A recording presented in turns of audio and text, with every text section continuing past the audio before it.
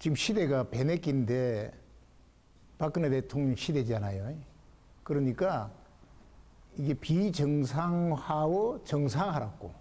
그럴 때는 사람이 바뀌지 않고 관료주의에 물들어져 있는 관료 문화에 종속되어 있는 관료 시장으로서는 이걸 해결하기가 힘이 든다.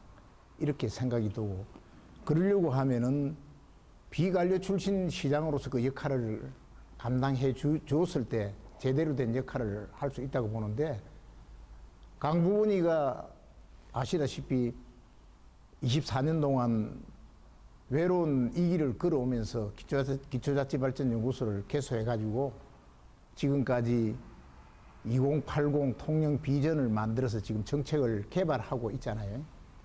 그런 의미에서 비관료 출신으로서 이 시대가 요구하는 박근혜와 인연, 그 다음에 박근혜와 정치 철학을 공유하는 그런 사람으로서 과연 누구겠느냐.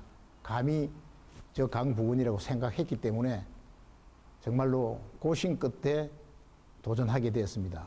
왜냐하면은 이제 현 시장하고 전직 시장은 여러분도 아다시피 재임했잖아요. 그러면은 아이디어나 열정 같은 게 고갈을 할 수밖에 없거든요. 그러니까 충분하다. 또 주변에 인적 네트워크가 구성되어 있는 그런 부분에서 이제 명예롭게 내려올 때가 되었기 때문에 이 시점에서 이제 권력의 맛을 알 때가 그분들이 내려오는 시기다. 이렇게 판단이 되기 때문에 제가 옛날에 그 추계병 할 때 IMF 시절을 겪었는데 이런 배내기에 의해서 그 역할을 감당한다는 것은 굉장히 어려운 겁니다. 예를 들어서 부조리 척결, 그 다음에 그 규제 철폐 같은 걸 이런 걸 감당하려고 그러면은 이 시대에 맞는 그런 그 시장이 필요하기 때문에 감히 5번째 이제 용기를 내서 도전하게 됐거든요. 아무튼 내 아니면 안 된다는 논리는 아니고 객관적으로 봐서 강부은이 필요할 거 아니냐 하는 판단이 섰기 때문에 용기를 낸 거죠.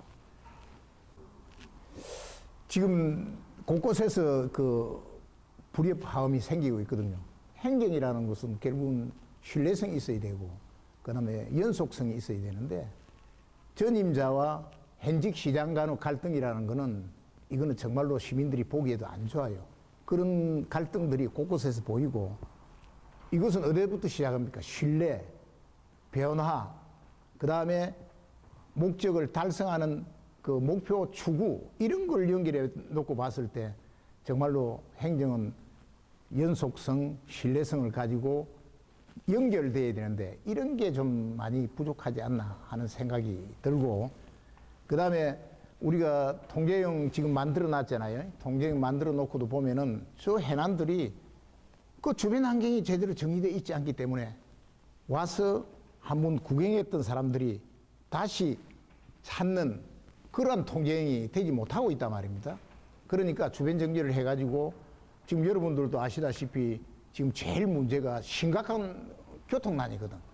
주차 공간이 절대적으로 부족하다는 거예요. 그런 정비가 이루어지고 난 뒤에 성냥갑 모양의 통제형이 아니라 이순신 장군은 혼이 깃들어져 있는 그런 통제형으로 만들어야 되는데 결국은 6차 산업과 같은 그러한 좀 이야기거리가 있는 그런 통제형을 만들어야 되는 게 우선순위인 것 같고 다음으로 이제 우리 통영이 수산업을 기반으로 해가지고 지금 여기까지 왔는데 수산업에 대한 어떤 확실한 그런 메시지가 없는 것 같아요.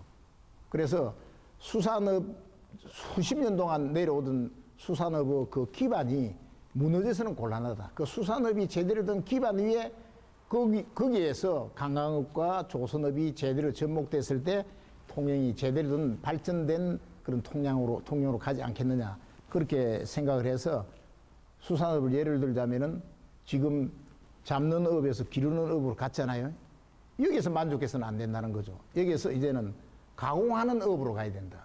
수산자원이 고갈되도록 고갈됐는데 그 고갈된 자원을 고부가가치화 시켜야 되기 때문에 이제는 정말로 이제 가공하는 그럼 고부가가치가 있는 그런 업으로 가기 위해서는 수산업에 대한 그 기본적인 성격을 다시 재정의할 때가 됐다.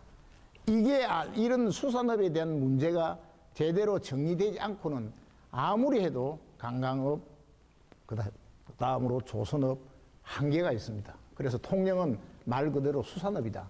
그럼 수산업을 복원시킬 수 있는 그러한 어떤 강한 메시지가 주어져야 되는데 그게 지금까지 잘 되고 있지를 않다. 그런 생각이 들고 그 다음에는 선택과 집중이 잘 안 되는 것 같아요. 여러분도 잘 아시다시피 가보면은 공사를 찔끔찔끔 해놨어. 꼭 필요한 공사를 제대로 우선순위가 선택돼 가지고 완공을 하고 또 다음 그런 사업으로 넘어가야 되는데 나열식 보기 좋은 나열식 그 행정이 돼서는 곤란하다. 이 부분이 우리가 지금 빨리 시정돼야 될 그러한 부분이라고 생각이 됩니다. 신상권 경제권하고 그다음에 구상권 경제권하고 충돌이 일어나고 있습니다. 이 상권들을 제대로 조화롭게 연결된 소위 생활 공동체의 조화로운 모습이 보여야 되는데 지금 그게 안 되고 있는 것 같아요. 여러분 잘 아시다시피 통영에는 특색이 있습니다. 은문고개, 토성고개, 해저터널, 고개를 중심으로 한 터널을 중심으로 한 독립된 생활 공간과 독립된 생활 문화와 독립된 경제권이 형성되고 있기 때문에 그곳에서 뭐 어떤 다른 조선업이 조금 어려워진다 하면은 그 상권이 몰락되고 그 다음에 구시가지에서 신시가지로 옮기고 나면 구상권이 몰락되고 하는 그러한 일들이 지금 벌어지고 있지 않아요? 이 부분을 서로 독특한 상권을 가지고 있는 그 생활권을 연결해서 제대로 조화로운 그런 경제 공동체가 이루어져야 된다. 이게 지금 우리가 가야 될 첫째 목표입니다. 다음으로는 우리가 미래의 먹거리하고 신성장 동력을 지금 개발할 때가 됐어요. 소위 우리 관광 하는데 지금 보는 관광으로서 그치잖아요. 이 관광을 어떻게 우리가 미래의 성장 동력으로 개발할 것인가. 그 다음에 미래의 먹거리는 우리가 어떻게 할 것인가. 이런 부분을 생각 안 할 수가 없고 여기에는 제가 이런 생각이 들어요. 몇 가지 부분을 나눠보면은 수산 부분 아까도 말씀드렸지만 수산 부분은 이제 잡는 업에서 기르는 업에서 다음으로 그 가공하는 업으로 가야 된다. 그런다면은 관광 부분에서는 새로운 어떤 신성장 동력을 개발하기 위해서는 은문고개 같은 거를 운하를 떨어서 정말로 내수면 그 아름다운 그 관광 코스를 개발한다든지 또는 산업 부분에서는 이제 조선 산업이 언제까지 갈지 모르잖아요. 그러니까 우리는 신재생 에너지 사업으로 가야 된다. 그럴 때면 통영은 좀 천혜의 그 환경 조건을 가지고 있잖아요. 예를 들면 풍력, 그 다음에 태양력, 조력, 파력 같은 이런 것들이 아주 제대로 구비되어 있는 이런 천혜의 환경을 가지고 있던 통영이기 때문에 앞으로는 이러한 신재생 에너지 부분에 지금부터 그런 연구 검토가 필요하다. 그걸 지금 할 때가 됐다. 이런 생각을 드립니다. 출마와 변해서 제가 5대 정책과 5대 공약을 발표했습니다. 왜 정책이 필요하냐면은 전술적, 전략적 차원이 얽혀들었을 때 하나의 공격 목표가 제대로 이루어질 수 있다.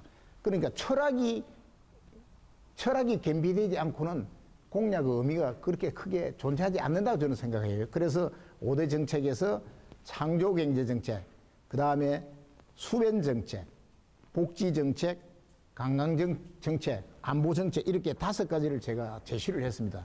그 중에서 안보정책을 한번 이야기해 보자면은 안보 구매는 안보 개념을 정리가 안 돼 있는 것 같아요. 안보 구매는 전쟁에 해가지고 나라를 지키는 개념만 생각하고 있는데 이것이 아니고 질서 문제, 안전 문제, 그 다음에 그 교육 문제 이런 게 제대로 폭넓게 연결이 돼가지고 제대로 가야 되는데 이런 부분이 중앙정부 따로 지방정부 따로 안보는 중앙정부 것이다라고 생각하는 개념들이 널리 퍼져 있는 것 같아요. 그래서 제가 안보 정책을 내놓은 거는 우리 통영은 바다에 둘러싸여 있잖아요.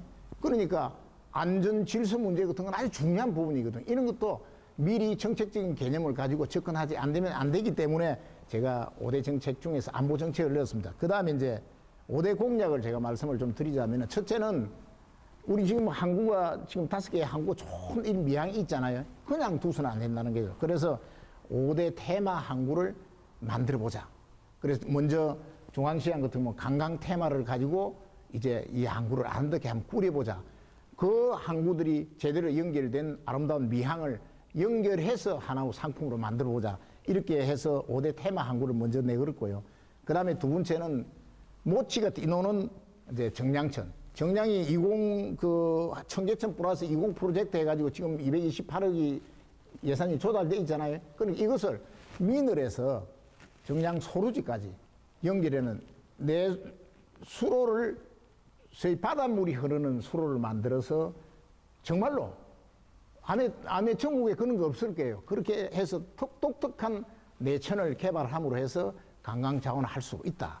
그런 의미에서 모치가 뛰노는 정량천을 만들어 보자고 저 말씀을 이제 공약을 제시했고, 세 번째는 이제 업무고개 운하건설. 이거는 이야기는 아니지만은 미래의 우리의 신성장 동력 먹거리 중에서 하나이기 때문에 지금부터라도 이 이야기를 거론해야 되겠다 해서 그 업무고개 운하건설을 했고, 그 다음에는 이제 문화조원을 신설하자. 그런 거는 영유아 문제, 그 다음에 노인 문제, 청소년 문제 이런 걸 다 어우러서 제대로 된 그다음 미륵도 지역, 중앙 지역, 그 다음에 중림 지역 이런 식으로 세 개를 나눠서 문화존을 한번 만들어 보자 하는 걸 제시를 했습니다. 다음으로 이제 제일 마지막으로 6075 세대, 신장년 세대에 대한 인생 이모작을 제대로 설계할 수 있도록 지원을 대폭 해야 되겠다. 이렇게 생각해서 5대 공약을 제시를 했습니다.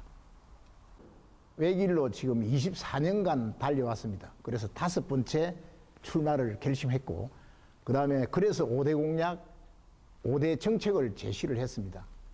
시민들이 저 개인 강북군의 진정성을 알아주셔서 이번에 꼭 시장이 당선된다면은 지금 이 시대가 요구하는 그런 시장의 모습을 보여줄 수 있으리라고 저는 확신을 합니다. 왜냐하면은 한 길을 달려오긴 했지만은 연구소를 만들어가지고 2080 통영 비전 만들어서 계속 발전시켰거든요. 이 일들을 큰 줄기 20가지, 작은 줄기 80까지 해서 2080입니다.